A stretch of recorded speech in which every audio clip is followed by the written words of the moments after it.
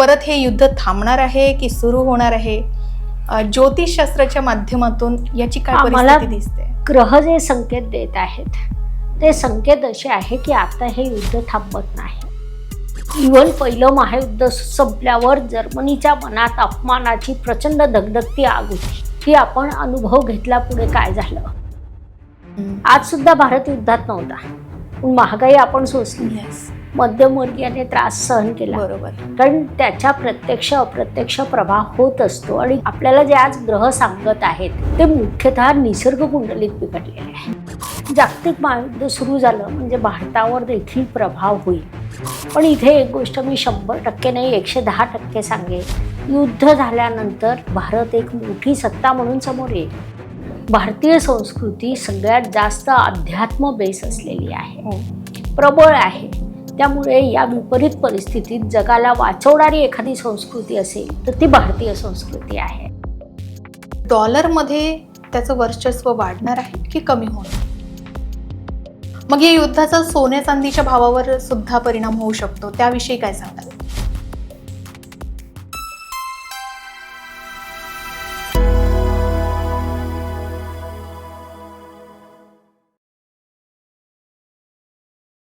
नमस्कार. लोकमत भक्तीच्या शंका समाधान या कार्यक्रमामध्ये मी शैला आपल्या सर्वांचं स्वागत करते. त्या दिवशीचे आईचे शब्द ना मला आजही आठवतात. ती म्हणाली होती, अगं एवढे पैसे खर्च झाले पण पिशवी काही पूर्ण भरलीच नाही ग. आमच्या काळात याच पैशात 2 पिशव्या भरून धान्य यायचं. हे ऐकताना असं वाटतं की जागतिक राजकारणाचे जे क्लिष्ट आकडे आहेत ते कदाचित आपल्याला समजत नसतील. पण आईच्या त्या रिकाम्या पिशवीने काय झालं? महागाईचं सगळं गणित एका झटक्यात मांडलं. आता जग एका अशा वळणावर उभा आहे जिथे रोजची प्रत्येक बातमी एक नवीन चिंता निर्माण करणारी आहे.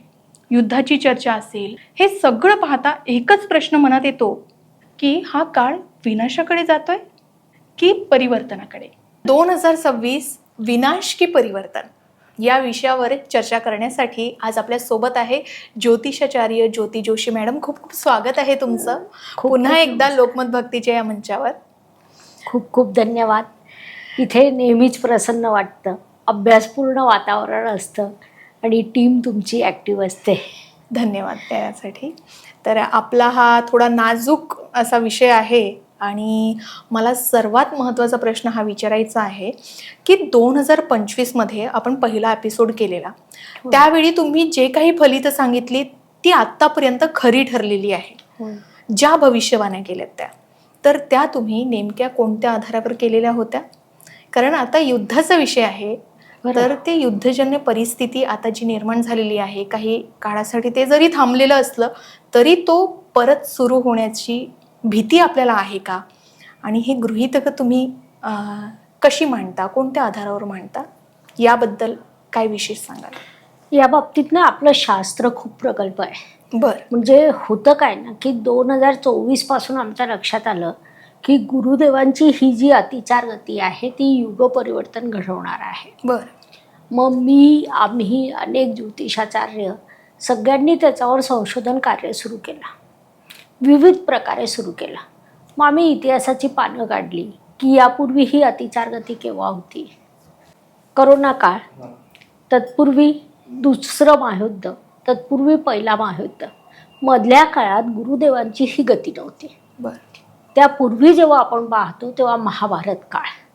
मग प्रश्न हा पडला की गुरुदेवांची अतिचार गती म्हणजे काय? तर मानवी आयुष्याचे सगळे विभाग गुरुदेव पाहतात. ते जेव्हा अतिचार गतीत जातात तेव्हा त्याचा अर्थ असा असतो, घरातील एखादा कुटुंब प्रमुख, घरावर संकट आलं की तो धावपळ करतो. तसं गुरुदेव धावपळ करीत आहेत. आणि जेव्हा आम्ही पहिला व्हिडिओ मांडला तेव्हा अशी कमेंट आली की मॅडम तुम्ही सुद्धा घाबरायला लागल्यात का? की मोना आपल्या चॅनलवर देखील ही कमेंट आली होती.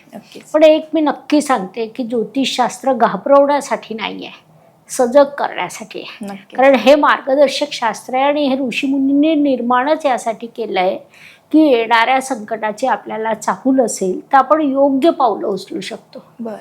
तो अनुभव आपल्याला आला.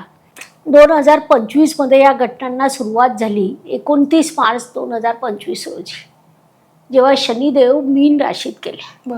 म्हणजे तुमचा जो प्रश्न होता की कोणत्या ग्रहांच्या स्थितीमुळे हे सगळं घडतंय, तर गुरुदेव अतिचार गतीत, शनिदेव निसर्ग कुंडलीच्या व्ययस्थानात मीन राशीत जलतत्वाच्या राशीत, त्या दिवशी ग्रहण होतं.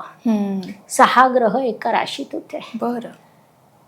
तेव्हा आमचं वाक्य असं होतं, आपल्याच चॅनलवर मी बोलले होते की सगळ्यात शुभ गोष्ट ही झाली की हे ग्रहण भारतात दिसलं नाही, आपण भाग्यवान ठरलो आणि त्याचा अनुभव आपल्याला आला. म्हणजे तेव्हा असं वाटत होतं की युद्धाची सुरुवात झालेली भारतातच वाढेल, परंतु भारतात ग्रहण दिसलं नव्हतं. भारताची कूटनीती कार्य करून गेली आणि भारत सुरक्षित बाहेर पडला. पण ज्या देशांबाबत आपण अपेक्षाच केली नव्हती तिथे हे युद्ध मोठ्या प्रमाणावर सुरू झाले. युद्ध होणारच होते, कारण की गुरुदेवांची अतिचार गती, शनिदेवांचं निसर्ग कुंडलीतल्या व्ययस्थान, ज्या दिवशी नवीन वर्ष सुरू झालं त्या दिवशी असलेलं ग्रहण, 2 ग्रहणांच्या मध्ये असलेले 13 दिवसाचे काळ जे 2025 मध्ये पण होते, 26 मध्ये पुन्हा रिपीट झाले. आणि त्यामुळे ही जी सगळी ग्रहस्थिती आहे महाभारत काळातही हेच झालेलं. म्हणजे आपण जेव्हा महाभारत वाचतो तेव्हा लक्षात येतं की श्रीकृष्ण सांगतो हा जयद्रथ हा सूर्य, त्या दिवशी सूर्यग्रहण झालेलं. त्याच्या अगोदर 13 दिवस ग्रहण झालेलं. त्यामुळे ते जेव्हा सगळं रिपीट होत आहे तर ग्रह आपल्याला संकेत देतात की या ग्रहस्थितीमध्ये सांभाळून राहा. म्हणजे आपण 2026 बद्दल बोलताना बोललो होतो, युद्धजन्य परिस्थिती निर्माण झाली, वायुतत्व बिघडलेलं आणि जलतत्व बिघडलेलं, हे 2 मुख्य विषय होते. अपघात आणि नैसर्गिक आपत्ती, या सगळ्या घटना त्या क्रमाने घडत आहेत. आता पुन्हा एक अत्यंत सुखद बाब म्हणजे आता युद्ध थांबल्यासारखे झालेत. का? कारण समोर गुरुदेव कर्क राशीत जाणार आहे. त्यामुळे आता जी युद्धजन्य परिस्थिती थांबते किंवा थांबल्यासारखी वाटते ती गुरुदेवांच्याच त्या गतीमुळे आहे, किंवा त्या गोचरमुळे आहे असं आपण म्हणू शकतो. काळ सोपा नाही. पण ज्या पद्धतीने तुम्ही सांगितलं की गुरुचं जे राशी परिवर्तन आहे ते 2 जूनला सुरू होत आहे आणि ते ऑक्टोबर महिन्यापर्यंत राहणार आहे, पण या कालावधीमध्ये ऑगस्टमध्ये ग्रहण लागणार आहे. मग त्या ग्रहणाचा परिणाम परत आपल्याला बघायला मिळणार आहे का? युद्धाची स्थिती निर्माण होणार आहे का? किंवा परत हे युद्ध थांबणार आहे की सुरू होणार आहे? ज्योतिषशास्त्राच्या माध्यमातून याची काय परिस्थिती दिसते? ग्रह जे संकेत देत आहेत ते संकेत असे आहे की आता हे युद्ध थांबत नाही. म्हणजे तेव्हा श्रीकृष्ण युद्ध थांबवू शकले नाही, आज ते थांबवू शकत नाही. अशा जेव्हा घटना घडतात त्या एका दिवसात घडत नाही, त्या टप्प्याटप्प्याने घडत जातात. म्हणजे आपण पाहिलं तर पहिलं महायुद्ध काही एका दिवसात सुरू झालं नव्हतं. खूप दिवस लक्षातच आलं नव्हतं की हे जागतिक महायुद्ध सुरू झालं. तोच प्रकार दुसरा महायुद्ध. आणि आज तर युद्धाची संकल्पनाच बदललेली आहे. आता होणारी युद्ध ही पहिलेसारखी नाही होणार, परंतु त्याचा दुष्प्रभाव पहिलेच्या युद्धापेक्षा कितीतरी पटीत असणार आहे आणि ते सगळ्यात धोकेदायक आहे. अशा काळात जेव्हा पुन्हा एकदा ग्रहण लागेल तेव्हा निश्चितच त्याचा दुष्प्रभाव वाढणार आहे. म्हणजे आता जे आपल्याला युद्ध थांबल्यासारखे वाटतात ते थांबलेले नाहीयेत. त्या आतून त्यांचा विस्फोट सुरू आहे. इव्हन पहिलं महायुद्ध संपल्यावर जर्मनीच्या मनात अपमानाची प्रचंड धगधगती आग होती. ती आपण अनुभव घेतला. पुढे काय झालं? आता सुद्धा प्रत्येक देश एका धगधगीत तागीत आहे जे जे युद्धाशी संलग्न झाले. जसं मी आता वाचलं की ऑगस्टमध्ये सूर्यग्रहण आणि चंद्रग्रहण आहे, दोन्ही आहेत. तर मग त्याची एकंदरीत परिस्थिती कशा पद्धतीने आपल्याला पाहायला मिळणार आहे? त्यावेळी गुरुदेव कर्क राशीत आहे. त्यामुळे ग्रहणाची परिस्थिती अगदी लगेचच दिसेल असं नाही, थोडं मागे किंवा थोडं पुढे दिसू शकते. आणि ग्रहणाचा प्रभाव हा 43 दिवस तीव्र असतो. जो आपण आता मागच्या ग्रहणाचा अनुभव घेत आहोत. तर ऑगस्टमध्ये जे ग्रहण होतील त्याचा प्रभाव नोव्हेंबर-डिसेंबरमध्ये तीव्रतेने येईल. आणि मधल्या काळात सुद्धा युद्ध थांबलेले नाहीत. आज सुद्धा जरी आपल्याला वाटत असलं की युद्ध थांबले आहेत तरी युद्ध थांबलेले नाहीत. ते सुप्त अवस्थेत वेगवेगळ्या पद्धतीने सुरू आहे. आजच्या काळाची पद्धत बदललेली आहे, युद्धाची सिस्टीम बदललेली आहे. त्यामुळे आपल्याला असं वाटतंय की युद्ध थांबलंय, पण ते थांबलेलं नाही. बरं, पण जसं आता ग्रहणाचा परिणाम आपल्याला दिसणार आहे, तर तुम्ही म्हटलत की आपल्याला भारतामध्ये ते ग्रहण दिसलं नाही, त्याच्यामुळे आपण वाचलो. पण आता हे जे ग्रहण आहे ते आपल्याला भारतामध्ये दिसणार आहे का? आणि जसं युद्धाचा परिणाम आपल्या भारतापर्यंत पोहोचणार आहे का? कधीही वैयक्तिक भाग्यापेक्षा सामूहिक भाग्य हे अधिक प्रभावी असतं. बरं, त्याला आपण म्हणतो कलेक्टिव्ह डेस्टिनी. मग तिथे एका व्यक्तीच्या भाग्यापेक्षा त्या देशाचं भाग्य मोठं ठरतं. बरं, देशाच्या भाग्यापेक्षा जगाचं भाग्य मोठं ठरतं. आपण या जगाचा एक पार्ट आहोत. त्यामुळे जेव्हा जागतिक महायुद्ध होईल तेव्हा भारत 100% सुरक्षित राहू शकत नाही. बरं, कारण भारत त्याचा एक पार्ट आहे. आज सुद्धा भारत युद्धात नव्हता, पण महागाई आपण सोसली, मध्यमवर्गीयाने त्रास सहन केला. बरोबर, कारण त्याच्या प्रत्यक्ष अप्रत्यक्ष प्रभाव होत असतो. आणि आपल्याला जे आज ग्रह सांगत आहेत ते मुख्यतः निसर्ग कुंडलीत बिघडलेले आहे. बरं, मग तुम्हाला काय वाटतं की आत्ता जी परिस्थिती निर्माण होणार आहे किंवा युद्ध सुरू होणार आहे त्याचा आर्थिक मंदीवर आपल्याला भारताला काहीतरी परिणाम जाणवू शकणार आहे? नक्कीच. आपण भारत जगाचा पार्ट आहोत. जागतिक महायुद्ध सुरू झालं म्हणजे भारतावर देखील प्रभाव होईल. पण इथे एक गोष्ट मी 100% नाही 110% सांगेल की युद्धजन्य परिस्थिती झाल्यानंतर, युद्ध झाल्यानंतर भारत एक मोठी सत्ता म्हणून समोर येईल. बरं, पण त्यासाठी जी किंमत मोजलेली असेल जगाने, मानवजातीने, ती खूप मोठी असेल. बरं, कारण ग्रह तसे संकेत देत आहेत. भारताची पत्रिका अतिशय चांगल्या वळणावर आहे. म्हणजे मध्यंतरी एक दिवस मी विविध देशांच्या पत्रिका काढल्या होत्या, अमेरिकेची, ट्रम्पची, विविध देशांची, रशियाची, चायनाची. तर त्याच्यात 3 देश प्रबळ दिसत आहेत. बरं, 1 नंबर भारत, 2 नंबर रशिया आणि 3 नंबर चायना. बरं, म्हणजे हे देश सोडले तर इतर देश मोठ्या संकटांमध्ये, म्हणजे जेव्हा युद्ध होईल, युद्धाची परिस्थिती जेव्हा निवळेल, त्यानंतर जेव्हा मोठ्या सत्ता म्हणून येतील त्याच्यात 1 नंबर भारत असेल आणि हे 2 देश बरोबरीने असतील.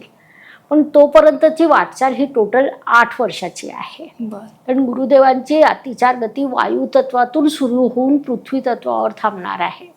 म्हणजे मिथुनेतून ती सुरू झाली आणि मकरवर थांबेल. बरं, तर या सगळ्या काळात ज्या दिवशी शनी ग्रह वृषभ राशीत रोहिणी नक्षत्रात जाईल तेव्हा युद्धाची सगळ्यात मोठी परिस्थिती निर्माण झालेली असेल. बरं, म्हणजे हे मी अगदी थेट सांगते. कारण की ती ग्रहस्थिती, त्या दिवसाची ग्रहस्थिती ही सगळ्यात जास्त सिम्पटम आम्हाला देते. सांभाळून राहा. ग्रह आपल्याला संकेतच देतात की तुम्ही सांभाळून राहा, काळ कठीण आहे, किंवा तुम्ही आनंदाने जगा, काळ चांगला आहे. बरं, पण आता जेव्हा काळ कठीण आहे तेव्हा आपण या गैरसमजामध्ये राहावं की बाहेर जे व्हायचं ते होऊ द्या, आपण सुरक्षित राहू, ते होऊ शकत नाही. बरोबर, आपल्यावर प्रभाव होणारच आहे. बरोबर, आपल्याला आपल्या जबाबदाऱ्या पार पाडायच्या आहे आणि या काळात भारतावर सगळ्यात जास्त जबाबदारी येणार आहे. बरं, कारण जगातील सगळ्या संस्कृतींमध्ये भारतीय संस्कृती सगळ्यात जास्त अध्यात्म बेस असलेली आहे, प्रबळ आहे. त्यामुळे या विपरीत परिस्थितीत जगाला वाचवणारी एखादी संस्कृती असेल तर ती भारतीय संस्कृती आहे. बरं, त्यामुळे या सगळ्यानंतर भारत प्रबळ सत्ता म्हणून पुढे येईल. पण तेव्हा जागतिक लोकसंख्या कमी झालेली असेल. बरं, आणि कसं होतं ना, युद्धानंतर जे यश मिळतं ते भयंकर असतं. बरं, कोणतंही युद्ध कधीही सुखावं असूच शकत नाही. जिंकलेल्यांनाही आणि पराभूत झालेल्यांना तर नाहीच. पण जो जिंकलेला असतो त्यालाही कुठेही कोणतंही समाधान मिळत नाही. युद्ध न होणं सगळ्यात उत्तम, कूटनीती वापरणं सगळ्यात उत्तम. पण आज तशी परिस्थिती दिसत नाहीये. किंवा मे बी एखादा श्रीकृष्ण जन्माला आलेलेही असतील, कारण ते सांगून गेलेले यदा यदा ही अधर, आणि त्यांनी काहीतरी केलं, जग वाचलं, मानव जाती वाचली, तर ती खूप उत्तम बाब आहे. पण आमच्या दृष्टीने हा कालखंड युग परिवर्तनाचा आहे. हे 8 वर्ष खूप मोठं प्रबळ युद्ध, नैसर्गिक आपत्ती, भारतातही अंतर्गत कलह, अपघात, असे सगळ्या संघर्षातून भारतही जाणार आहे. बर. भारतीय नेतृत्वाला अंतर्गत कलह आणि बाह्य युद्ध दोघांशी एकाच वेळी संघर्ष करायचा आहे आणि तो खूप मोठा संघर्ष असेल. बाह्य देशांशी लढणं सोपं असतं, परंतु बाह्य देशासोबत युद्ध चालू असताना येणारा अंतर्गत कलह बरोबर हा सगळ्यात जास्त त्रासदायक असतो, जो भारताला सामोरं जावं लागेल. कारण भारत या जगाचा एक पार्ट आहे. नक्कीच. त्यामुळे आपण बाहेर नाही पडू शकत. हो, ही स्थिती आहे. नक्कीच. म्हणजे हे जे ग्रहांचे संकेत आहे खूप चांगले नाहीत. आपण हे घाबरवण्यासाठी बोलत नाही.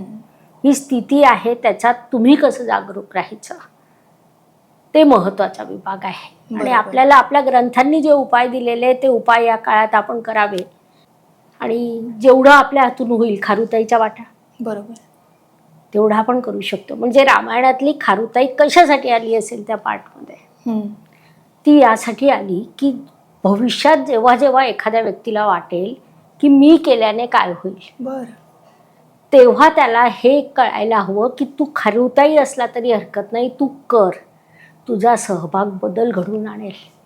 नक्कीच.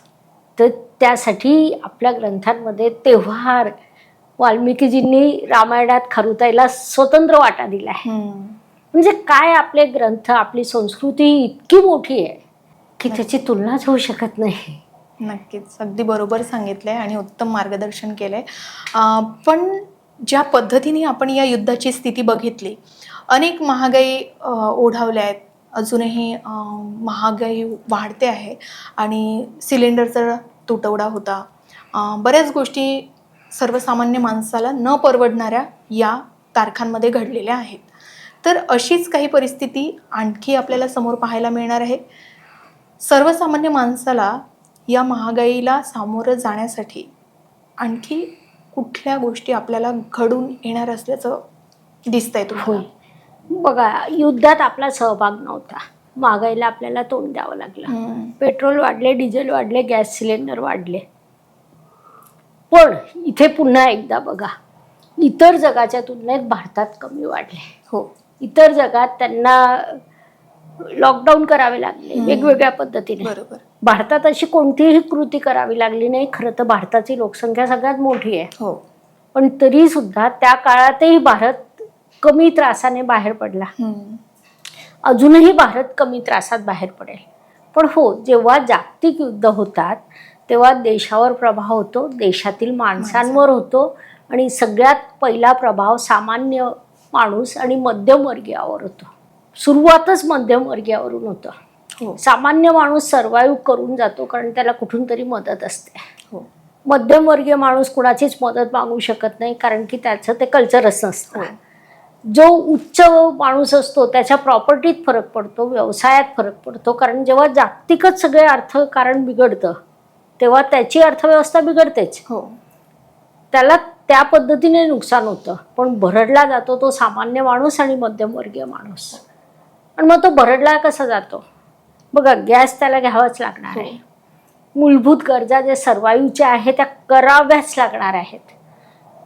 मग माणूस मानवी आयुष्यात जे छोटे मोठे आनंदाचे क्षण त्याने निवडलेले असतात ते त्याला गमवावे लागतात. हो, आणि त्याच वेळी असे जे ग्रह आहे की जे शांततेपेक्षा माणसाला विचलित करीत आहेत. मग तो शनी असेल, गुरु असेल, मंगळ जाणारे मेषेत. हो, 2025च्या सुरुवातीला पण सगळे ग्रह विपरीत चालित होते. म्हणजे मंद ग्रह तेच ग्रह मंद, त्यांनीच चाल बदलली होती. मग ती बदललेली चाल माणसावर, माणसाच्या स्वभावावर प्रभाव टाकते. हो, प्रतिक्रियेवर टाकते, कुटुंबातील नात्यावर टाकते. म्हणजे आर्थिक ओढाताण, कौटुंबिक विसंवाद हा सगळा संघर्ष उभा राहील. हो, देशात एक भीतीचं वातावरण. बरं. जरी आता आपला युद्धाशी संबंध नव्हता, आपण घाबरलेलो होतो की नाही? प्रत्येक व्यक्ती घाबरलेला होता. कारण की जेव्हा युद्धातून रेज निघतात त्या देशाच्या सीमा ओळखत नाही. ओके, पाड्यात त्या पोहोचण्याची आम्हाला सगळ्यात जास्त भीती आहे. म्हणजे आम्हाला, म्हणजे या शास्त्राच्या अभ्यासकांना. कारण जलतत्व फार बिघडलेलं आहे. पाड्यातून जर हे रेज आल्यात तर त्याचा होणारा प्रभाव आपण कुठून रोखणार आहोत? हो. आपल्याला सामोरं जायचंच आहे. जपानमधलं किती वर्ष आजही स्थिती नॉर्मल नाही झाली. हे शस्त्र प्रचंड भयानक विक्राळ रूप आहे त्यांचं. हो. त्याचा वापर न करणंच सर्वोत्तम आहे. पण एखाद्या क्षणी एखाद्या विपरीत व्यक्तीने ते वापर करून टाकलं तर तुम्ही आम्ही काय करणार आहोत? हो. तेव्हा आपल्याला पर्यायच नाही. आपल्याला या स्थितीमध्ये 3 पद्धतीने पर्याय आहे. म्हणजे या क्षणी आपण काय करावं, सामान्य माणसाने काय करावं याचा विचार जर आपण केला तर आपल्या मर्यादा आपल्याला लक्षात येत आहेत. या मर्यादा सांभाळून आर्थिक नियोजन करणं, कमीत कमी खर्च, योग्य बचत, काही पैसे घरी आणून ठेवा. हे आम्ही वारंवार आमच्या चॅनलवर सांगतोय की घरात हाताशी कॅश ठेवा. त्याच्यानंतर नातेसंबंध चांगले ठेवणं, आपल्या भावनांना नियंत्रित करणं आणि मानसिकता सकारात्मक करणं हेच उपाय आहे. अध्यात्माच्या रस्त्याने जाणं की जे आपल्याला वाचवू नाही शकले तरी किमान त्रासापासून संरक्षण करते. बरोबर. आणि हे उपाय सुद्धा आपल्या ग्रंथांमध्ये आहे, आपल्यासाठी उपलब्ध आहे. त्यामुळे ते खूप महत्त्वाचे आहेत असं मला वाटतं. नक्कीच. तर एकंदरीतच सर्वसामान्य माणसाला महागाईचा दणका बसणारच आहे. पण यातून ज्या पद्धतीने तुम्ही सांगितलं की आध्यात्मिकरित्या आपण उपाययोजना करू शकतो, तर त्या नेमक्या कशा पद्धतीच्या असाव्यात? ते 3 पायऱ्यांवर उपाय आहेत. आर्थिक नियोजन, वागणुकीतील बदल आणि अध्यात्म. आर्थिक नियोजन तर आपण स्पष्ट केलं. त्याच्यानंतर दैनंदिन तुमची जी दिनचर्या असते तर त्याच्यात सकाळी उठल्यावर सगळ्यात पहिले देवाचे आभार मानणं की तू मला आजचा दिवस दिला. मग मागे आपण शिवसरोदय शास्त्र दिलं होतं, डावी नाडी उजवी नाडी. मागच्या व्हिडिओत असे लोक पाहू शकतात. त्या पद्धतीने पाहून पहिलं पाऊल जमिनीवर ठेवणं. त्याच्यानंतर सकाळी सूर्याला अर्घ्य देणं, चांदीच्या भांड्यातील पाणी ग्रहण करणं. त्याच्यानंतर योग्य पद्धतीने रात्री झोपण्यापूर्वी 10 मिनिटं चंद्रप्रकाशात बसणं. ओम सा सोमाय नमः. तुमचं मन अतिशय बळकट होईल. आणि सगळ्यात महत्त्वाचं म्हणजे भगवान शिव, त्यांची साधना ओम नमः शिवाय, शिव अभिषेक आणि त्या पलीकडे जाऊन गायत्री मंत्र. म्हणजे आपण आपल्या चॅनलवर, आमच्या चॅनलवर गायत्री मंत्राचे जे विविध प्रकार 143 रोज एक मंत्र देत होतो आणि चॅनलच्या सगळ्या मेंबर्सनी ते रोज एक मंत्र म्हणावे. ते मंत्र मी तुम्हालाही देऊ शकते, तुम्ही तुमच्या चॅनलवर चालवू शकता. नक्कीच. तर त्याच्यातून काय होतं ना की जेव्हा एक सामूहिक उपाय केले जातात ते मंत्र म्हणताना हे क्लिअर भूमिका ठेवा की हे मी माझ्या देशासाठी म्हणतोय. तेव्हाही मी अनाउन्समेंट अशीच केली होती की तुम्ही स्वतःसाठी खूप मंत्र म्हणतात, हे मंत्र तुम्ही देशासाठी म्हणा. मग देशासाठी जेव्हा असे गायत्री मंत्र म्हटल्या जातात, रोज सकाळी आपण एक मंत्र देतो कम्युनिटीमध्ये, मग लोक सांगतात मी इतक्यांदा म्हटलं. मग त्याचा होणारा प्रभाव हा खूप सकारात्मक होऊ शकतो. नक्कीच. एक व्यक्ती काहीच बदल नाही करू शकत, पण जेव्हा आपली समूहाची ताकद येते, प्रत्येकाने आपापल्या खरुताईच्या वाटा उचलला, साधना केल्या, तर या सगळ्या साधना आपल्या देशाला वाचवू शकतात, आपल्याला सुरक्षित ठेवू शकतात, आपल्या येणाऱ्या पिढीला सुरक्षित ठेवू शकतात. त्या दृष्टीने ह्या महत्त्वपूर्ण आहे. संकट समोर उभी आहेत, नाकारून चालणार नाही. डोळे बंद केले म्हणून येणारी परिस्थिती थांबत नाही. तिला आपल्याला सामोरं जायचं आहे. सकारात्मक पद्धतीने जा, योग्य नियोजन करा, घाबरू अजिबात नका. बरं, या युद्धजन्य परिस्थितीमध्ये आपल्याला महागाईला सामोरं जावंच लागणार आहे, यात पर्यायच नाही. तसंच डॉलरमध्ये त्याचं वर्चस्व वाढणार आहे की कमी होणार आहे? हा एक वेगळा विषय. काय होतं ना, इथे आपण 2 पद्धतीने बघू शकतो. स्वतंत्र डॉलर आणि स्वतंत्र रुपया असं बघू शकतो किंवा दोघांना एकमेकांशी संबंधित बघू शकतो. म्हणजे जेव्हा डॉलरच्या तुलनेत रुपयाची किंमत जर आपण पाहिली तर ती डाऊन होईल. परंतु डॉलरचं स्वतंत्र अस्तित्व आणि रुपयाचं स्वतंत्र अस्तित्व या दृष्टीने जेव्हा आपण पाहतो तर रुपयाचं मूल्य वाढत आहे. कारण रुपयाने किंवा भारतीय राजसत्तेने रुपयाला एक स्वतंत्र ओळख दिली. म्हणजे कालपर्यंत जे सगळं डॉलरच्या माध्यमातून चाललं होतं, रुपयाने स्वतंत्र अस्तित्व निर्माण केलं. ही एक अत्यंत वाईट परिस्थितीत घेतलेल्या संधीचा फायदा आहे की ज्यामुळे आपल्या देशाच्या रुपयाचं मूल्य वाढलं. आणि खरं तर हा काही लोकांनी विनोदाचा विषय बनवला की डॉलरच्या तुलनेत कमी मग वाढलं कसं, पण ही समजून घेण्याची बाब आहे. ज्यांना अर्थकारण कळतंय त्यांना हे लक्षात येतंय की रुपयाने स्वतःचं एक वेगळं अस्तित्व निर्माण केलं, आंतरराष्ट्रीय व्यवहारासाठी स्वतःची ओळख निर्माण केली आणि तिथे मूल्य वाढलेलं आहे. आणि डॉलर डाऊन होणार आहे, अजून डाऊन होणार आहे. कसं आहे ना, आज अमेरिका त्याची पूर्ण ताकद वापरून त्याला पेलून धरलंय. पण किती दिवस, किती महिने, किती वर्ष, आता ती स्थिती राहणार नाही. कारण जगाचा नियम आहे, वर जाणारा खाली येतो, खाली जाणारा वर येतो.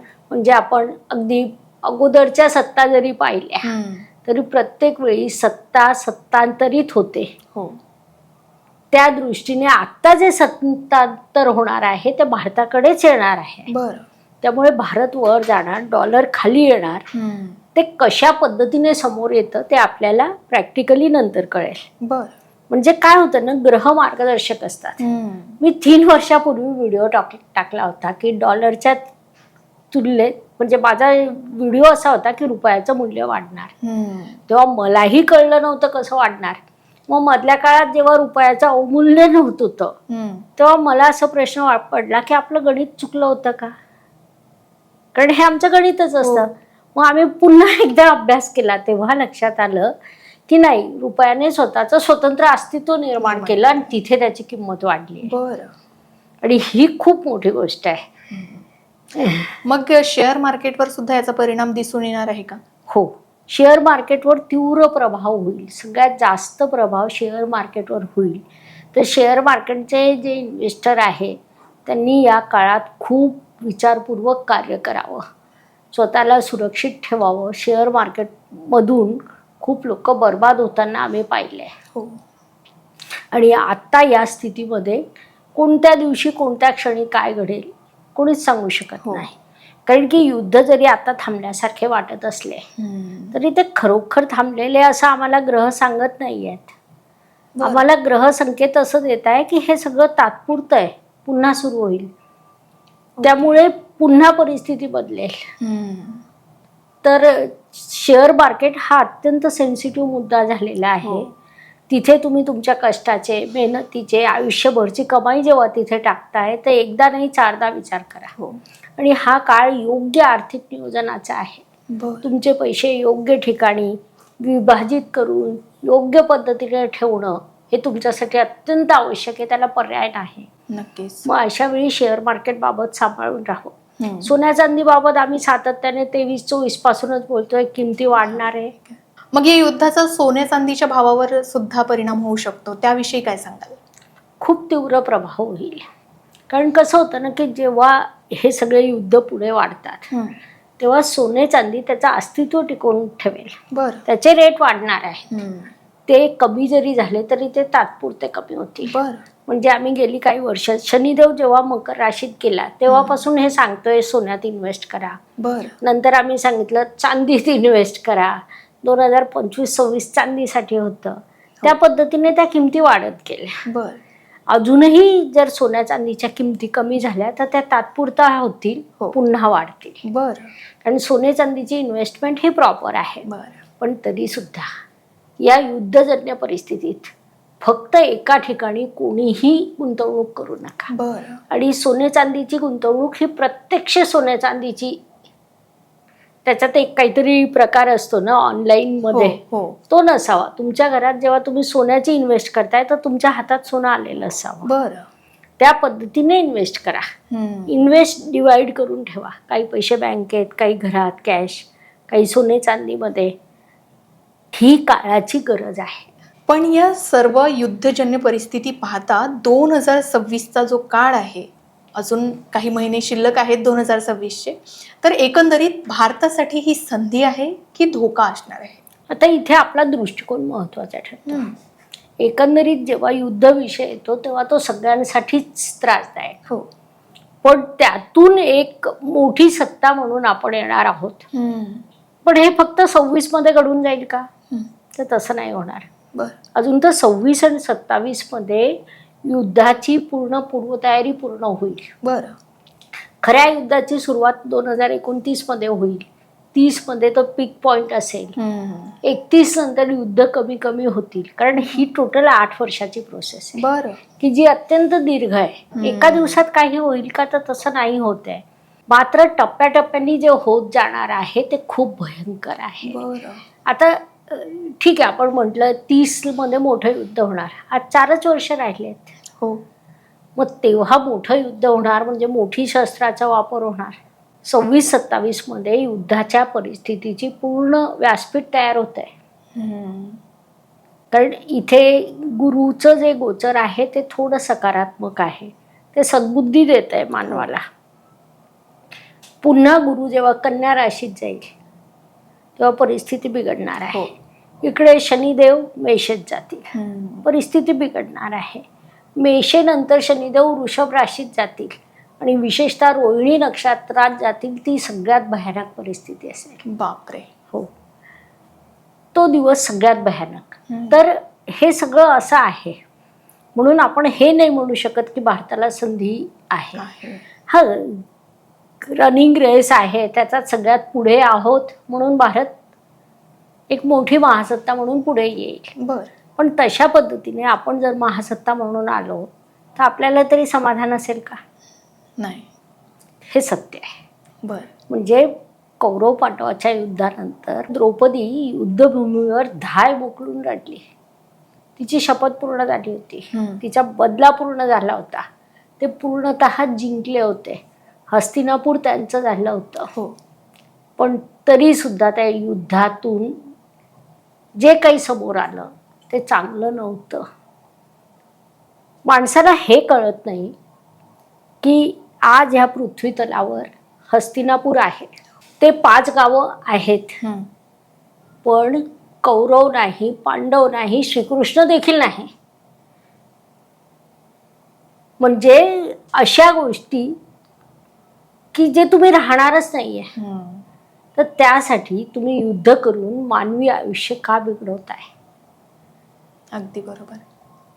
हा सगळ्यात मोठा इथे प्रश्न निर्माण होतो. आजही आहेत ना ती 5 गावं जी कौरव किंवा दुःशासन दुर्योधन देत नव्हता. दुर्योधनाला कृष्णाने काय मागितली? 5 गावं. दुर्योधनाने नाही दिली. ती 5 गावं आज पृथ्वी तलावर आहेत. हस्तिनापूर पृथ्वी तलावर आहे. पांडव नाहीत, कौरव नाहीत आणि श्रीकृष्ण देखील नाही. हे कटू सत्य आहे. हे जर माणसाला समजलं, आजच्या या स्थितीमध्ये समजलं, तर युद्ध थांबायला कुठेतरी मदत होऊ शकते. नक्कीच. तर येणारा काळ हा आपल्याला नक्कीच तुम्ही सांगितल्याप्रमाणे धोकादायक असू शकतो. पण येणाऱ्या पिढीसाठी त्यांच्या करिअरच्या बाबतीत ते कसे निर्णय घेऊ शकतात? कोणाला स्टार्टअप करायचा असेल किंवा कोणाला नोकरी शोधायची असेल तर त्या अनुषंगाने ते कोणता दृष्टिकोन ठेवून पुढचं करिअर शोधू शकतात? या बाबतीत एक खूप सकारात्मक गोष्ट आहे. भारतीय जी मानसिकता आहे, भारतात जन्मलेले जे युवक आहेत, भारताची जी पिढी आहे ती कोणत्याही परिस्थितीत संघर्ष करून उभं राहण्याची ताकद ठेवते. बरोबर. त्यामुळे हे जरी सगळे प्रश्न असले तर आजही कितीही संकटात भारतीय माणूस उभा राहील, अर्धी पोळी खाईल, वेळ प्रसंगी सगळ्या समस्यांना सामोरं जाईल, पण कुटुंबाचं रक्षण करेल. उद्या येणारी भारतीय पिढी पुन्हा एकदा संघर्ष करेल, पुन्हा एकदा स्वतःच्या कुटुंबाचं रक्षण करेल. मग ते स्टार्टअप वापरतील, जॉब वापरतील, शेती करतील, व्हॉट एव्हर. पण त्यांना हे माहिती आहे की आपलं कुटुंब ही आपली जबाबदारी आहे. आणि ही कुटुंब संस्था जी भारतात आहे ती भारताला याच्यातून तारून नेईल. भारतीय कुटुंब संस्था ही जगाला भारताने दिलेली देणगी आहे. बघा, थोडीशी आर्थिक मंदी आली ना की जगातले इतर राष्ट्र खाली जातात, भारत जात नाही का? कारण इतर राष्ट्रांमध्ये जेव्हा आर्थिक पैसा येतो एखाद्या व्यक्तीकडे, तेव्हा त्याचा विचार असतो ऐश करा, खर्च करा. भारतीय व्यक्तीकडे जेव्हा पैसा येतो, त्याचं लग्न झालेलं असो नसो, तो म्हणतो उद्या माझं लग्न होईल, माझं बाळ येईल, त्या बाळाला हे पैसे कामी येतील, तो ते साठवून ठेवतो. ही मानसिकता भारतीय व्यक्तीची आहे. त्यामुळे उद्या येणारी भारतीय पिढी ही या संकटातूनही मार्ग काढेल. प्रश्न आपली आजची जबाबदारी आहे. आज आपण काय करू शकतो? मंत्र जाप करू शकतो. आज आपण काय करू शकतो? शांतता टिकावी यासाठी प्रयत्न करू शकतो. युद्धजन्य परिस्थिती निर्माण झाली तर स्वतःला जळ सोसून देशासाठी उभं राहू शकतो. ते आपण करणार आहोत. नक्कीच. ते आपलं, आणि ते भारतात कुणाला सांगावं नाही लागत. ते भारतीय रक्तात आहे. त्यामुळे आपण या सगळ्या परिस्थितीतूनही पुढे जाऊ. आणि एक अजून सांगते की ग्रह संकेत देतात. या संकेत असताना सुद्धा जर चांगलं काही झालं तर त्यासारखी चांगली गोष्ट नाही. युद्ध टळलं तर त्यासारखी चांगली गोष्ट नाही. युद्ध न होणं हे सगळ्यात उत्तम आहे. आणि जर ईश्वराने अशी सचद विवेक बुद्धी प्रत्येकाला दिली, जगातील प्रत्येक राजकीय वर्चस्व असलेल्या व्यक्तीला दिली, तर युद्ध टळू शकतं. नक्कीच. आणि गुरुदेव देतीलही कदाचित. अतिचार गतीत आहे, कर्क राशीत आहे.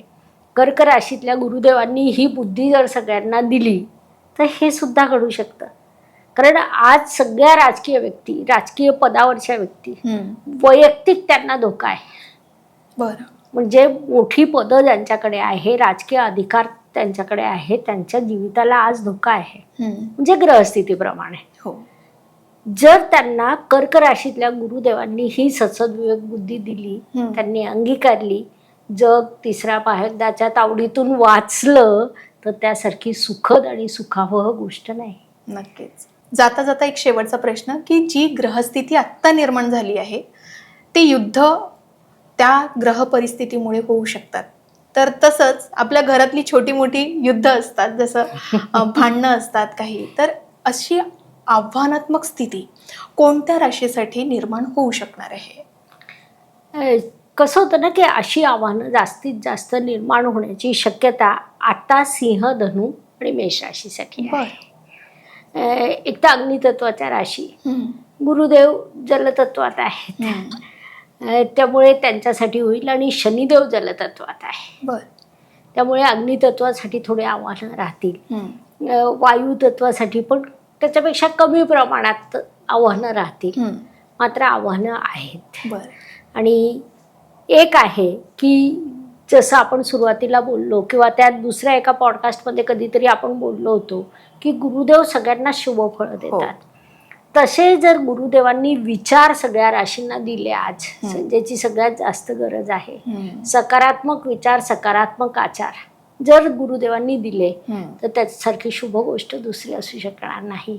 ते व्हावं एवढीच प्रार्थना. नक्कीच. पण ज्या राशी तुम्ही नावं घेतलीत, सिंह, धनु आणि मेष राशी, यांना आव्हानात्मक काळ असणार आहे, तर त्याच्यासाठी काही साधा सोपा उपाय असेल तर नक्की सांगा. होय, त्यांना आव्हानात सगळ्यात महत्त्वाचा उपाय म्हणजे भगवान शिव यांची उसाच्या रसाने अभिषेक करा. कारण ते अग्नितत्व आहे, प्रचंड राग आणि प्रतिक्रिया वाढण्याची शक्यता आहे.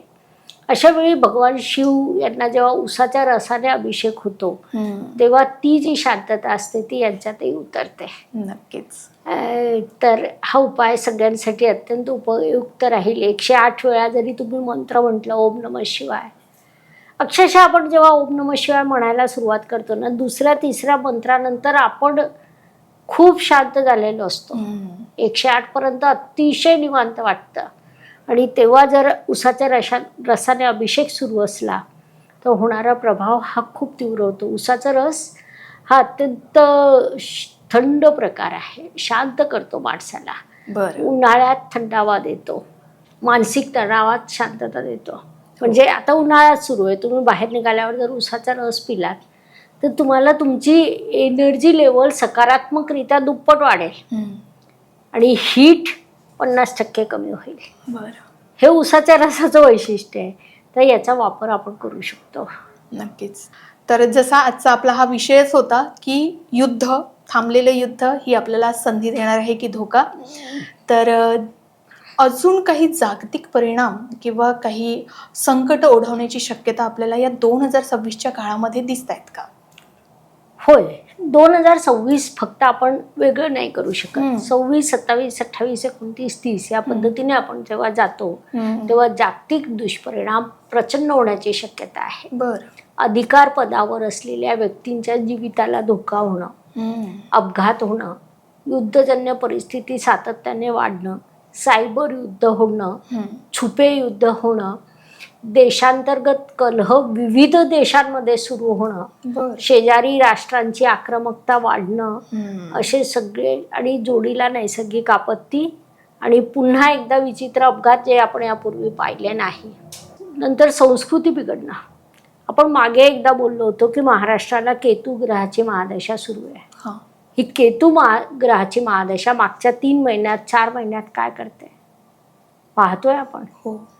असा महाराष्ट्र कधीच नव्हता. महाराष्ट्र हा संस्कृतीचा वारसा जपणारा राज्य आहे आणि महाराष्ट्रात जे एक एक ओपन होत आहेत गोष्टी त्या आपण कधी स्वप्नातही विचार केलेला नव्हता की हे महाराष्ट्रात घडू शकतं. ते घडतंय. तर ग्रह त्यांचे कार्य करतात.